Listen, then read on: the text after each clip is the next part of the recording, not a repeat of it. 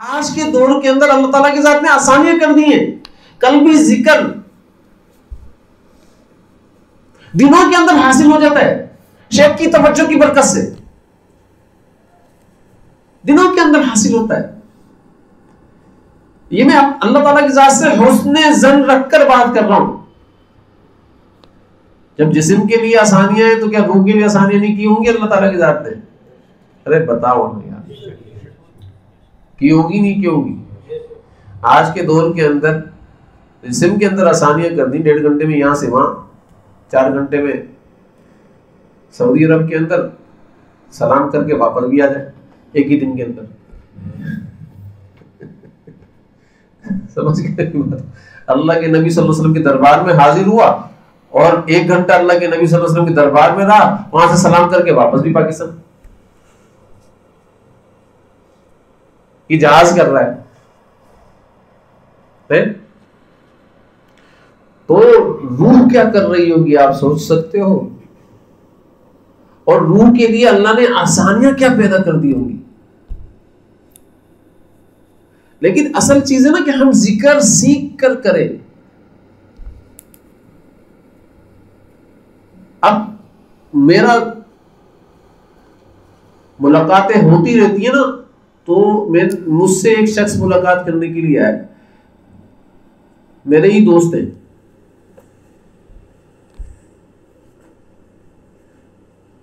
वो भी कहीं किसी जगह जुड़े हुए, सिंध के किसी इलाके में, कोई बुजुर्ग के नाम नहीं बता रहा मैं आपको, उनसे जुड़े हुए, वो उनके शेख है। तो नक्शबंदिया सिलसिले ताल्लुक रखते हैं। तो मैंने बोला, मुझे बोला कि जिक्र कैसे करते हैं। तो मैंने जिक्र करने का उनको तरीका बताया, कल भी जिक्र का। तो यकीन जाने कि खूब धाड़े मार कर रोए। मतलब क्या हुआ, क्या हुआ, क्या बोलने लगे कि भाई हमारे शेख ने तो हमारे को नक्शबंदिया का ये सबक नहीं बताया, हमें तो बोला कि शुरू करो यहां से, रोजाना 100 दफा दुरूद शरीफ पढ़ा करो और तरक्की तुम्हें ना इस दुरूद शरीफ से ही होगी। दुरूद शरीफ पढ़ाते रहे 100 से 500 पर आए, 500 से 1000 पर आए, 1000 से 2000 पर आए, 2000 से 3000 पर आए, 5000 पर आए। अब मैं दुरूद शरीफ पढ़ता हूं हजारों की तादाद के अंदर, रोजाना मामूल है कि मैं 5000 दफा दुरूद शरीफ पढ़ता हूं रोजाना। तादाद दुरूद शरीफ की बड़ी है, लेकिन मुझे फायदा नहीं आ रहा। तो आज पता चला कि असल सबक तो ये है, इसीलिए तो फायदा मुझे नहीं मिल रहा। मैं देखो, दुरूद शरीफ एक बहुत बड़ी नेकी है, बहुत बड़ी नेकी है, और उसके फजाइल बहुत जबरदस्त किस्म के हैं। लेकिन हर दवाई अलग अलग होती है ना। अगर मुझे एंटीबायोटिक की जरूरत है तो मैं एंटीबायोटिक खाऊंगा ना उसमें, और जर्म्स को खत्म करूंगा, जरासीम जो भी है, वो एंटीबायोटिक मेरे जरासीम को खत्म करेगी। मेरी बात समझ रहे? तो दुरूद शरीफ भी एक बहुत बड़ी इबादत है।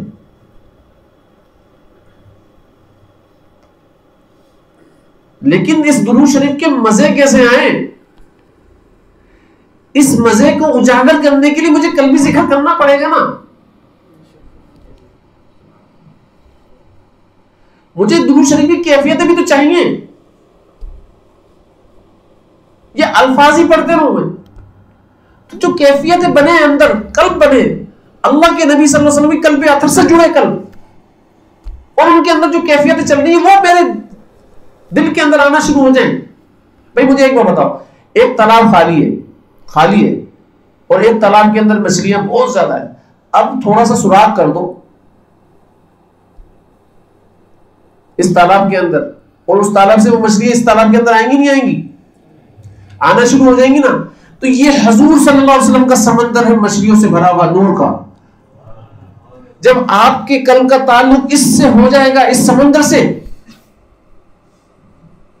तो आपके अंदर खुद ब खुद नूर की मछलियां आना शुरू हो जाएंगी ना, तजल्लियात की मछलियां आना शुरू हो जाएंगी ना, कुर्ब की मछलियां आना शुरू हो जाएंगी ना। मजा आएगा ना, फिर या नहीं आएगा मजा? लेकिन भाई इसके लिए आपको कल्बी जिक्र करना पड़ेगा ना, अपने कल्ब के अंदर वो कैफियतें लाना पड़ेंगी, वजद आखिरी जिक्र करना पड़ेगा ना आपको, और वो सीख कर करना पड़ेगा। अगर आपने वो सीखा नहीं तो आप दुरूद शरीफ पढ़ते रहो, इस्तिग़फ़ार भी करते रहो, तीसरा कलमा भी पढ़ते रहो, लेकिन कुरान शरीफ भी पढ़ते रहो आप। लेकिन आपको नमाजों के अंदर, कुरान शरीफ के अंदर, तीसरा कलमे पढ़ने के अंदर, दुरूद शरीफ के अंदर और ये सारी चीजों के अंदर आपको मजा आ जाए, ऐसा नहीं होगा। मजा तो तब आएगा जब आपको कल्बी जिक्र के अंदर लज्जत मिलना शुरू हो जाए और आपकी लज्जत जाग जाए, फिर आप देखो कैसे मजा आता है सारी चीजों के अंदर। फिर आपको ओवरऑल मजा आएगा, मजा आएगा। इसलिए जब एंटीबायोटिक की जरूरत होती है ना, तो एंटीबायोटिक खाना पड़ती है, ठीक है ना। अब कुछ लोग ऐसे होते हैं जो खामखाई में अपना कल्बी जिक्र चल रहा है, कभी कल्बी जिक्र इसको नहीं कहते कि आपके कंधे उचकना शुरू हो जाए, ये आपका ये आप इसको पकाना शुरू कर दो, इसको कल्बी जिक्र थोड़ी कहते।